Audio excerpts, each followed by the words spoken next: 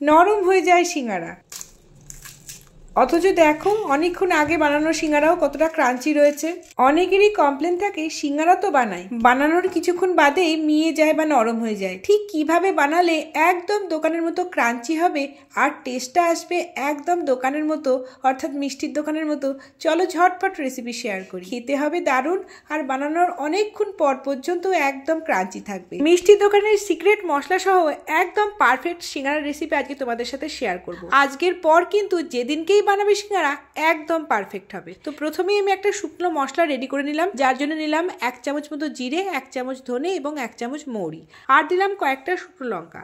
এবার লো ফ্লেমে dry roast করে আমি এটাকে ঠান্ডা করে গুঁড়ো করে ঢেকে রেখে দিলাম, যাতে এর স্মেলটা চলে না যায়। এবার অন্যদিকে কিছুটা সর্ষের তেল দিয়ে চিনে বাদাম ভালো করে লাল করে ভেজে তুলে রাখলাম এবং যেটুকু তেল বেঁচে থাকলো সেই তেলের মধ্যেই ফোড়ন দিলাম তেজপাতা, শুকনো লঙ্কা, সামান্য পরিমাণে 5 ফোড়ন, সামান্য মৌরি এবং ধনে। এই গোটা ধনে এবং মৌরি ফোড়ন দিলে সিঙ্গারার টেস্ট কিন্তু দুর্দান্ত হয়। তোমরা লক্ষ্য করে থাকবে মিষ্টির দোকানে সিঙ্গারার মধ্যে কিন্তু গোটা ধনে পাওয়া যায়। তো এবার ভালো করে ভেজে নিয়ে ফোড়নটাকে আমি এর মধ্যে দিয়ে দিলাম ফুলকপি। শীতকাল থাকলে তোমরা অবশ্যই ফুলকপি দিয়ে করবে, আর যদি গরমকালে বানাতে চাও ফুলকপিটাকে স্কিপ করে দিতে পারো, তবে ফুলকপি দিলে সিঙ্গারার টেস্ট কিন্তু দারুণ হয়। এবার দিলাম পরিমাণ মতন লবণ এবং আমার ফ্রিজে মটরশুঁটি ছিল, মটরশুঁটি দিয়ে দিলাম। খুব ভালো করে ভেজে নিচ্ছি। এবার একটু রং ধরে গেলে কিছু কিছু মশলা অ্যাড করে দেবো, যেমন হলুদ, ধনে গুঁড়ো, আর যে ভাজা মশলাটা আমি রেডি করে রেখেছিলাম সেই ভাজা মশলা এবং লাল লঙ্কার গুঁড়ো। ওই ভাজা মশলাটা কিন্তু বারে বারে দিতে হবে, প্রথমে মশলা কষার সাথে এবং লাস্টে একবার দিতে হবে। আমি ওই 4 চামচ মতো মশলা কিন্তু এটাই মোট ব্যবহার করেছি। দিলাম কিছুটা কসুরি মেথি, সামান্য চিনি, আর দিয়ে দিচ্ছি খোসা সমেত আদা 1 টুকরো গ্রেট করে। খোসা সমেত আদা ব্যবহার করলে সিঙ্গারার টেস্ট কিন্তু দারুণ হয়। তোমরা লক্ষ্য করে দেখবে নিরামিষ মিষ্টির দোকানের সিঙ্গারাগুলোর মধ্যে খোসা সমেত আদা পাওয়া যায়। তো আমি সেই ভিত্তিতেই কিন্তু এই মশলাগুলো ব্যবহার করেছি এবং বিশ্বাস করো অ্যাকুরেট টেস্ট এসছে একদম মিষ্টির দোকানের মতো। সবার লাস্টে 2টো বড় আলু ভালো করে হাতের সাহায্যে স্ম্যাশ করে এর মধ্যে মিশিয়ে দিলাম, আর আমি ভালো করে টেস্ট করে দেখলাম সামান্য লবণ কম লাগলো বলে কিছুটা লবণ দিলাম। এবার স্প্যাচুলার সাহায্যে প্রেস করে করে মশলাটাকে সবকিছুর সাথে সবকিছু মিশিয়ে ঠান্ডা করে নামিয়ে রাখলাম। বাদাম কিন্তু আমি মেশাইনি, কারণ গরম তরকারির সাথে বাদাম মেশালে কিন্তু বাদামটা নরম হয়ে যেতে পারে। তো বাদামটা আমি আলাদা করে রেখে দিয়েছি। যখন মাখবো পুরটা ঠান্ডা হলে একসাথে মিশিয়ে পুর ভরবো। অন্যদিকে আমি বেশ কিছুটা ময়দা নিয়ে নিয়েছি, ওই 2 কাপ মতো। তার মধ্যে সামান্য লবণ এবং কালো জিরে দিলাম, বড় চামচের 2 থেকে 3 চামচ মতো ঘি। এবার ততক্ষণ এটাকে মাখতে থাকবো যতক্ষণ না এটা একটা দলা পাকিয়ে আসে। জল ছাড়া কিন্তু এটাকে খুব ভালো করে ময়ান দিতে হবে যতক্ষণ না এটা একটা দলা তৈরি হয়ে যায়। দলা তৈরি হলে আমাদের বুঝতে হবে ময়ানটা ভীষণ ভালো হয়েছে। তারপর সামান্য সামান্য জল দিয়ে একটা শক্ত ডো রেডি করে নিতে হবে।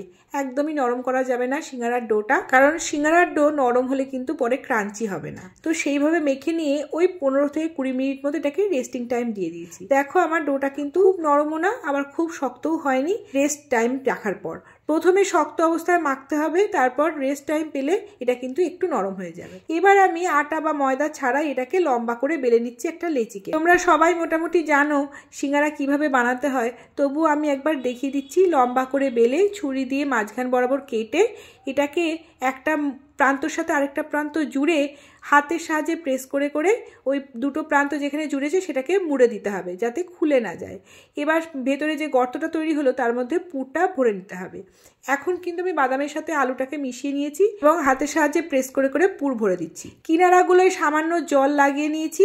এবার যে 2টো প্রান্ত আমি জড়ো করেছি তার বিপরীত দিকে আমি একটু হাতের সাহায্যে মুড়ে 2টো প্রান্তকে ভালো করে জল দিয়ে একসাথে মুড়ে দিচ্ছি। ঠিক যেমনভাবে আমি ছবিতে দেখালাম তোমরা এইভাবেই করবে। ভালো করে দেখে নাও 2টো প্রান্ত মুড়ে ভেতরের পুরটা ভরে দিয়ে যে 2টো প্রান্ত আছে তার অপর দিকে একটা মোড়া দিতে হবে, অর্থাৎ একটু টুইস্ট দিতে হবে হাতের সাহায্যে, দিয়ে সব প্রান্তগুলোকে একটু জল দিয়ে ভালো করে মুড়ে দিতে হবে। কোনো জায়গা যেন বাদ না থাকে, তাহলে সেই জায়গা দিয়ে কিন্তু তেলে ছাড়লে পুরটা বেরিয়ে যাওয়ার সম্ভাবনা থাকবে। তো যেমন দেখালাম এইভাবেই তোমরা করে নেবে। আমি জানি ছোটোবেলা থেকে আমরা সিঙ্গারা দেখে দেখে অভ্যস্ত এবং সবাই মোটামুটি তোমরা ভালোই বানাবে, তবু আমি একবার দেখিয়ে দিলাম। দেখো আমার কিন্তু সব সিঙ্গারাগুলো রেডি হয়ে গেছে, আর আমার ওই 2 কাপ ময়দা থেকে এই কটা সিঙ্গারা রেডি হয়েছে। তেল কিন্তু একদমই ঠান্ডা, ঠান্ডা তেলে আমাদের সিঙ্গারা ভাজতে হবে।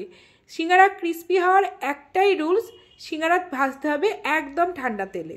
দেখো একদমই বাবল উঠছে না, কারণ তেলটা একদমই ঠান্ডা। লো ফ্লেমে ওই 5 মিনিট মতো গরম করে নিয়েছি এবং তারপর ওই লো ফ্লেমেই আমাদের সিঙ্গারাটাকে ভাজতে হবে সিঙ্গারার কালার হওয়া পর্যন্ত।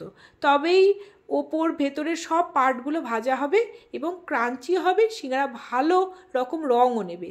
এইভাবেই আমি সব সিঙ্গারাগুলো ভেজে নিয়েছি। এক খোলার সিঙ্গারা ভাজতে আমার ওই 7 থেকে 8 মিনিট মতো টাইম লেগেছে। একটু ধৈর্য নিয়ে সিঙ্গারাটা ভাজতে হবে, কিছুই না, সিঙ্গারা ভাজতে দিয়ে অন্য কাজ করতে পারো, তারপর রং এসে গেলে পাল্টে দেবে। এইভাবেই সিঙ্গারাগুলো সব ভেজে নেবে। দেখো আমার সব সিঙ্গারাগুলো কিন্তু রেডি হয়ে গেছে। আর আমি তেঁতুলের চাটনি দিয়ে এটা সার্ভ করেছি।